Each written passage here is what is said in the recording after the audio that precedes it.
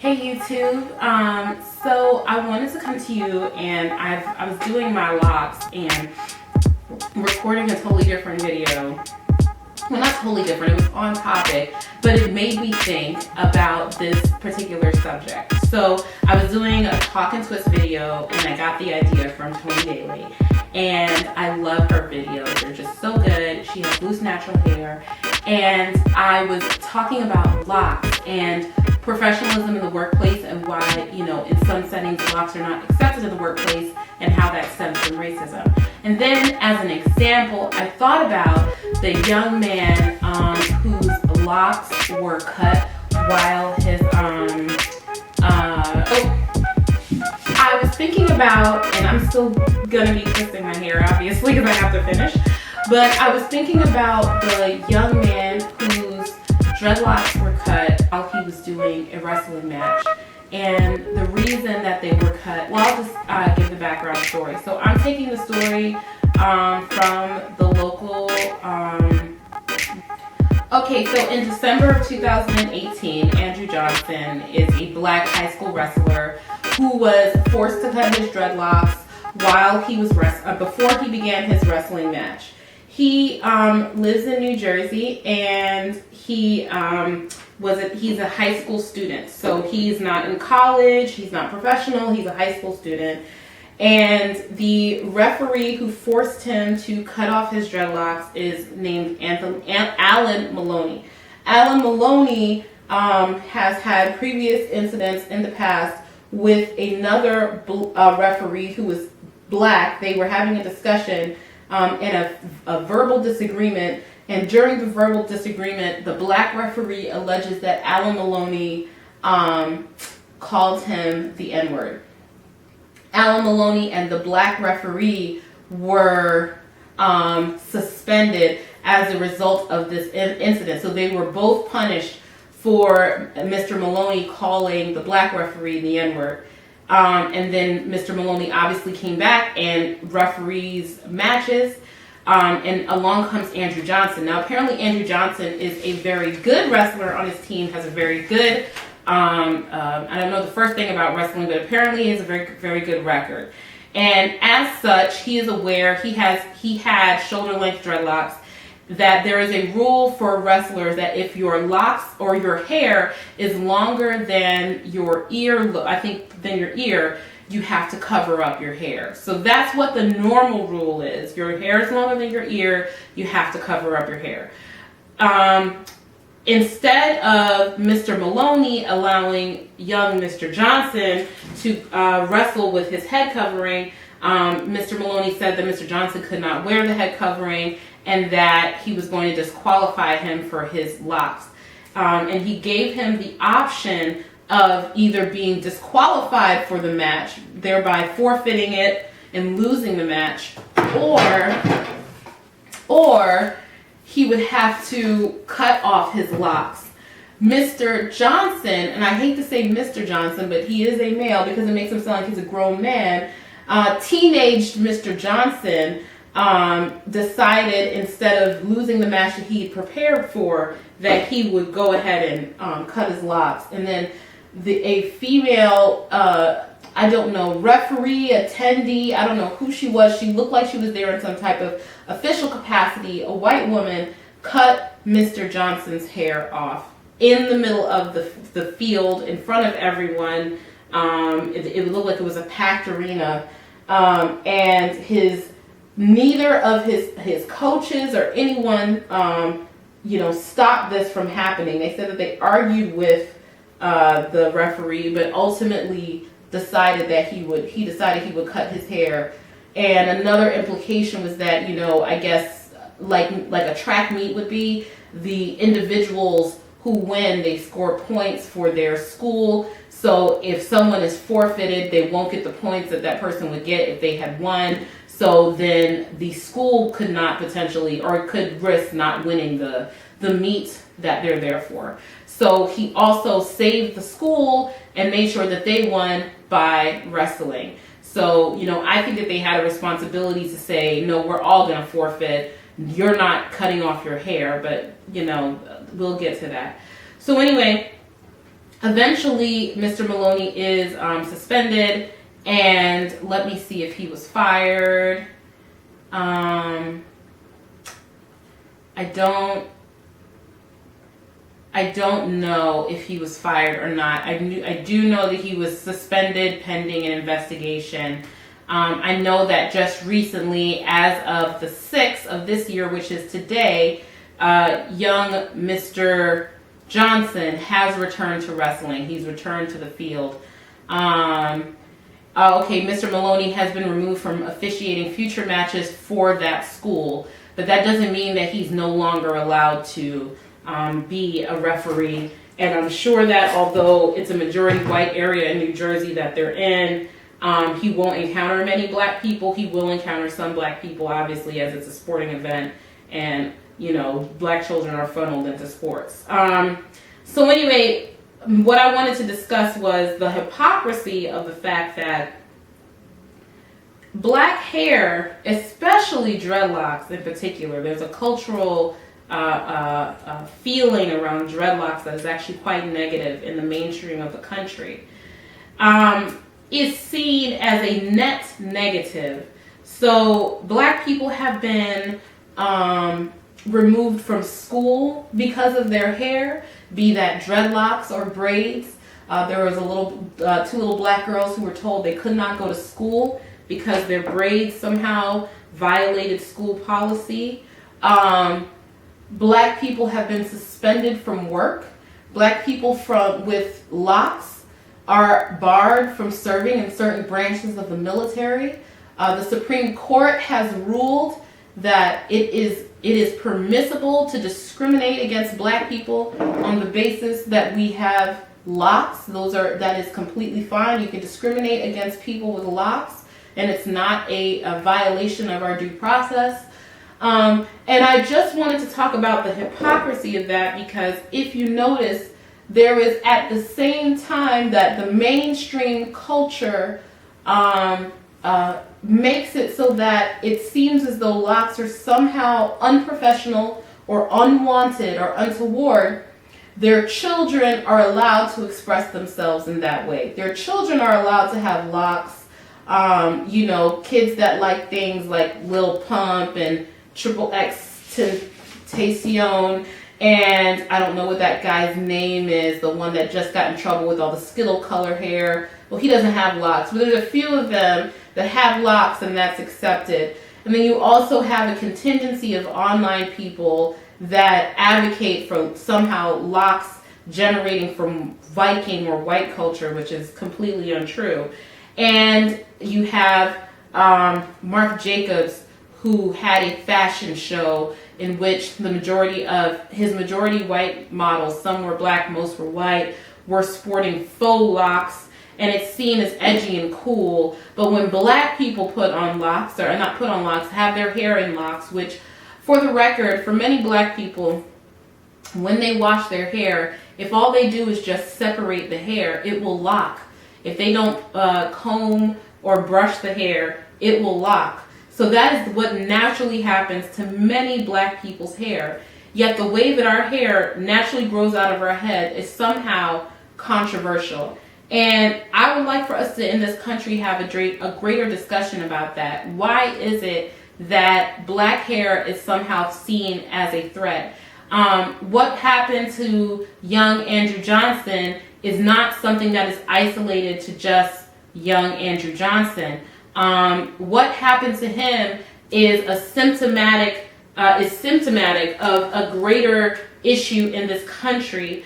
For example, there was a young woman working for Banana Republic who had locks and was sent home because she had locks and was told it was not a part of the company policy. The company later came forward and said that that wasn't true. It is not against company policy, that the manager was wrong for sending her home on the basis of her natural hair. There was another young woman who was working for Marshalls or Ross, I can't remember which one it was, and this just happened just a few months ago, who was sent home from her job working for security for that store because her hair was in locks, and they said that it was in violation of company policy. There like I said before, are certain branches of the military that will not allow you to serve if your hair is in locks. Not all branches, because they've recently updated that, but there are certain branches that will not allow you to serve if your hair is in locks. Why is that? What is it about locks that are so upsetting to people? Because that's really how they act, that they can't have their locks when they go to work and when they go to school. And I think ultimately it's not the hair. I just think that it is a failure to assimilate is what the actual problem is that blackness is accepted as long as it's an assimilated form of blackness. As long as you show that you are down, with the program. Because ultimately, I think locks represent strength, they represent beauty. But I also think that when people don't understand something, they will attack that thing that they don't understand. And I think that people don't understand locks. Even some black people don't understand locks. For example, Eva Marcel locked her young daughter's hair, and that received quite a bit of backlash. I would not personally lock my child's hair because I don't think that they have reached, their heads have grown fully, and so I think that will create tension over time for their scalps. But I do think that it is that parent's decision whether or not they want to lock their child's hair. And I think that ultimately people think that locks are ugly or dirty, that somehow they believe that people that have locks are thuggish, that they believe that people that have locks are somehow bad people. And for that reason, and I think that that mindset is projected onto locks, that prejudice is projected onto locks because it is something that is still predominantly a thing that black people do to their hair. But when Kylie Jenner puts in locks, it's cool and it's edgy and it's fun. When Angelina Jolie was in Gone in 60 Seconds, she had faux locks in her hair, and she had like a faux lock wig on or something that was bleached blonde, and that was seen as just fine because it was cool and it was edgy and it was fun. But when black people wear locks, we are denied employment opportunities. Myself personally, I don't feel as though I have ever been personally discriminated against because of my locks.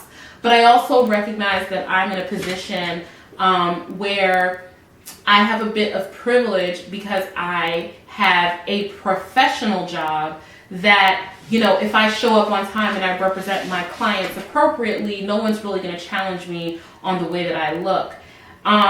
I also think that we have to remember that there are people in the trenches that are working jobs that are manual labor jobs, that are food service jobs, that are customer service jobs, that they are sometimes at the whim of managers who themselves are not professional in their demeanor and will take advantage of people that may not have the wherewithal or the ability to fight back. When you're really depending on your job and you're really depending on your next paycheck, you don't want to rock the boat by coming in, with your locks. Or if someone tells you that your locks are inappropriate, you may cut them off because you don't want to lose the match. You don't want to lose your job. You don't want to be ostracized in some way. So I really think it's very unfair in this country that people that brought locks to this country and popularized locks, because again, I stand by the fact that dreadlocks, as they are known in this country and as they are popularized, came from the reggae culture that was popularized here through Bob Marley, and that's what really brought it over here. Nobody can tell me anything about a Viking ancestor who passed down locking of their hair from generation to generation. It just doesn't exist. And so the people that brought this culture here are in turn villainized for wearing their hair in a locked state. And there's a certain amount of assimilation that is forced upon people where they have to do their hair in a way that is harmful to their hair in order for them to fit into the larger society. So, for example, some women feel as though they must relax their hair. Now, relaxing your hair is a choice that I am not against whatsoever. Some people feel as though they must relax their hair, however, in order for them to fit in at work and not be judged for having 4C, 4A, 4B textured hair, for not having black hair, or for having black hair. They must have their hair that in a way that looks like white people's hair. And then the irony of that is that then black women are in turn called fake, or they are criticized for having wigs and weaves, when if you wear your hair in a wig, in its natural state, in an afro, for example, or a twist out, or a braid out, or bantu knots, you could be sent home for having bantu knots in your hair when that's a way for your hair to naturally be managed. They had 2 little black girls just this past year who were sent home from school because they had their hair in braids. They had their hair in box braids. So I really feel as though it's a catch-22 that we need to address in this country. We put black people in the predicament that you want them to be professional. You want them to, obtain an education. But when they enter those professional spaces, like Mr. Andrew Johnson entered, he's a high school student who was in a high school wrestling match, and I missed one. He's a high school student that was in a high school wrestling match and doing what he is supposed to do, and he is ostracized for wearing his hair in a way that is natural for his hair to grow, and he was humiliated on the floor in front of everybody. So I really think that this country needs to address why it is that blackness that is expressed in its natural way is seen as somewhat of a threat. So I'm almost done twisting my hair. I missed one, but I think that pretty much exhausts it. This country has a reckoning when it comes to using black art, using black creativity, using black ingenuity, and using black bodies to entertain the masses, but then punishing black people for being their natural black selves. I think it's a real problem. And I think that the only way to address it is to talk about it head on.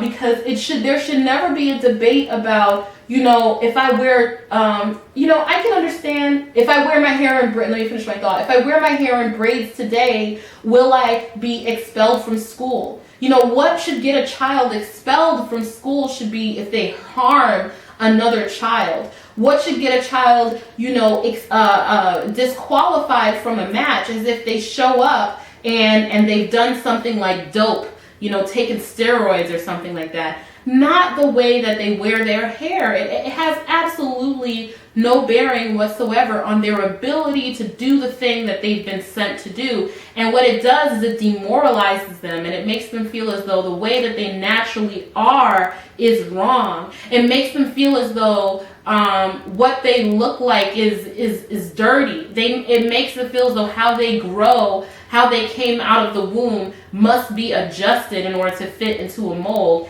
And that's just not fair, and it's just not true. Because someone having locks has no bearing whatsoever on their ability to perform a task. The guy went on and won his match. It has no bearing whatsoever on their ability to do a job, on their ability to receive an education, on their ability to parent. People need to stop judging, especially black and brown bodies, for the way in which they naturally are and the way in which their cultures express themselves. It should not have to be that you have to assimilate to white culture in order for it to be okay. It should not have to be that locks become acceptable only when it becomes a trend for white people to wear. The same thing for box braids. We took box braids, and then Ronda Rousey wore them, and then they were boxer braids. And then Kim Kardashian wore them, and then they were, I don't know what the heck that they were calling them. Kim Kardashian braids? I don't remember. They're calling them something else. But it should not be that a white woman has to do it in order for it to be acceptable for black women to do it. Because there was a point in time where in professional spaces or any other space, If a black woman wore straight back braids, she was seen as ghetto, you know, or she was sent home, or she couldn't participate in a certain activity. So let's uplift our black people. Let's give them the space and the opportunity to express themselves and express their blackness without using that as an indictment on their intelligence, their ability, or their know-how. All right, so that's going to be it. Thanks for watching. Bye.